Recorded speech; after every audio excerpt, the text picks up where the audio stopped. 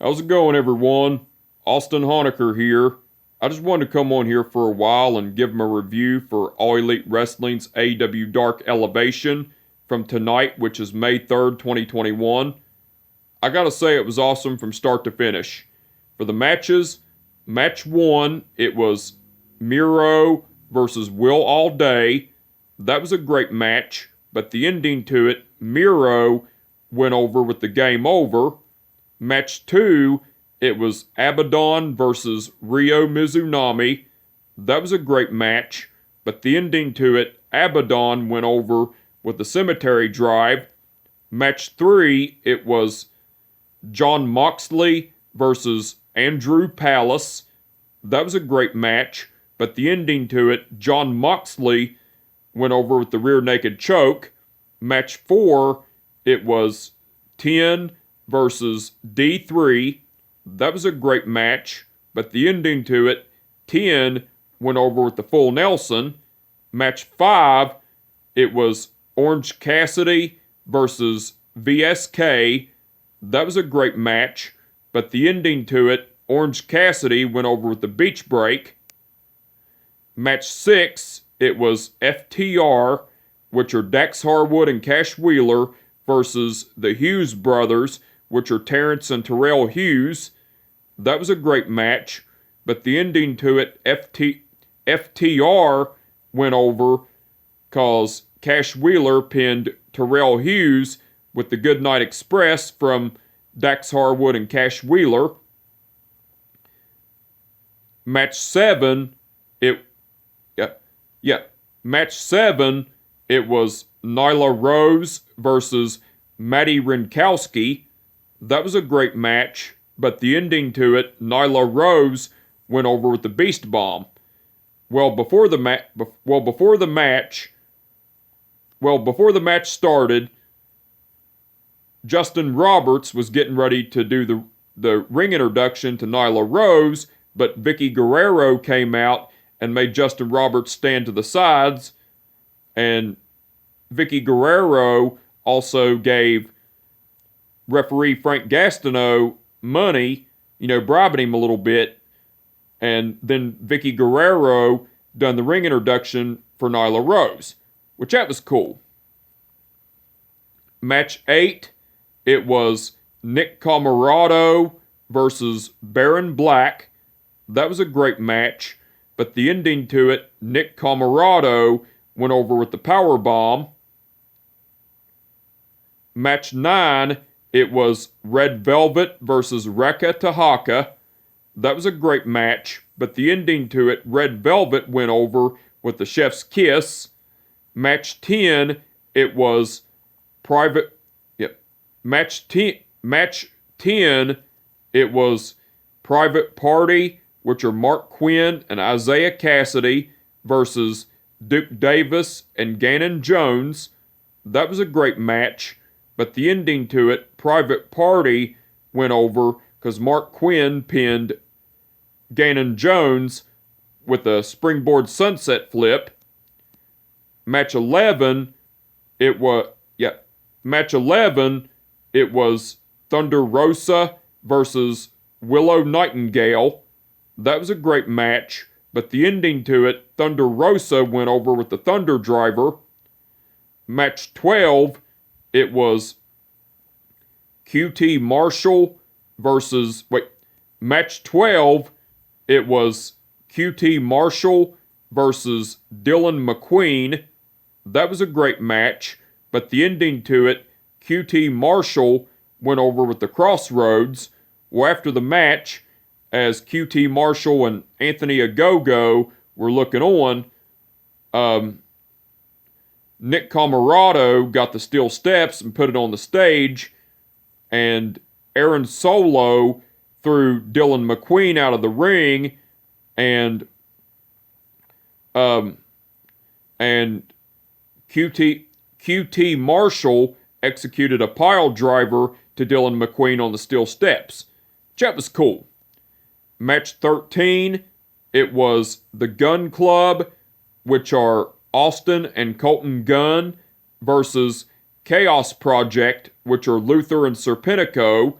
That was a great match, but the ending to it, the Gun Club went over because Colton Gunn pinned Serpentico with the Colt 45.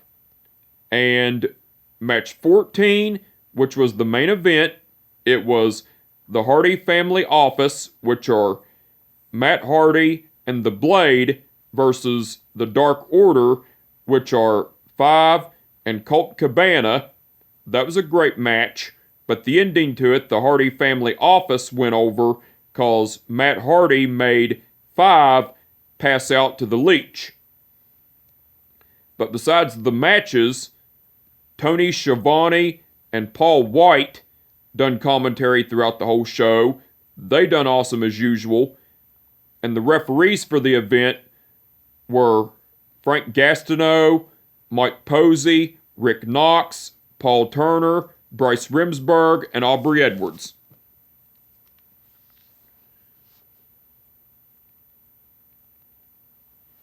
Okay. Bryce Remsburg refereed the match between Miro versus Will All Day. Aubrey Edwards refereed the match between Abaddon versus Ryo Mizunami.